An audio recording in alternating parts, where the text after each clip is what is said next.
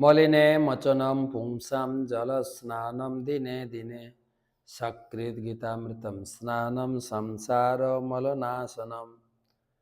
সংসারের এই কলুষময় জীবন থেকে উদ্ধার পেতে গীতা পড়ুন।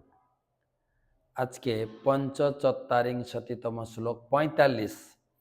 যদি মাম প্রতিকারম অস্ত্রম শস্ত্রম পানয় ধাতরাষ্ট্ররণে হন্তুম তন্মে ক্ষেমতরম ভবেত। যদি মাম অপ্রতিকারম অস্ত্রম শস্ত্র পাণয় ধাতরাষ্ট্ররণে হন্তুম তন্মে ক্ষেমতরম ভবেত। অনুবাদ: প্রতিরোধ রহিত ও নিরস্ত অবস্থায় আমাকে যদি শস্ত্রধারী ধৃতরাষ্ট্রের পুত্রেরা যুদ্ধে বধ করে তাহলে আমার অধিকতর মঙ্গলই হবে। অর্জুন তথাকথিত আত্মীয় স্বজন পরিবারের প্রতি মমতা, মায়া মমতা প্রদর্শন করছে।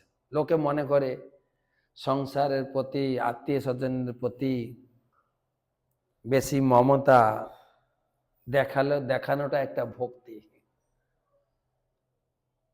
ছিল। ভক্তি সিদ্ধান্ত সরস্বতী ঠাকুর তিনি বলতেন, লোকে এমনি বলে আমার জন্য কিছু করছে না, আমার পরিবারের জন্য, আমার সংসারের জন্য, আমার দেশের জন্য, এটাও স্বার্থ।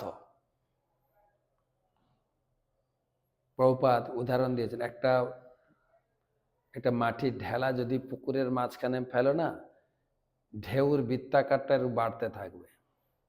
আমার জন্য কিছু করা স্বার্থপর, আমার পরিবারের জন্য করা একটু বড় স্বার্থপর, সমাজের জন্য করা, আমার জন্য চিন্তা করি না, সমাজের জন্য। কেউ বলে পুরো মনুষ্য কুলের প্রতি আমি দায়বদ্ধ, এগুলো হচ্ছে বৃহৎ স্বার্থপর।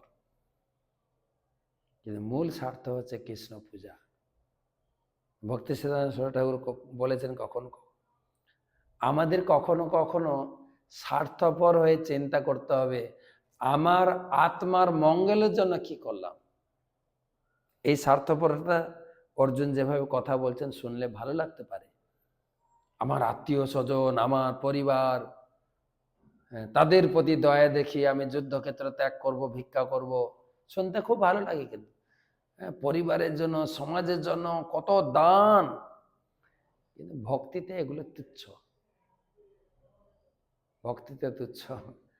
তাই ভক্তি লাভ করা, আর এই কথাগুলো ভগবান এই কথার জবাব দেবেন দ্বিতীয় অধ্যায়ে।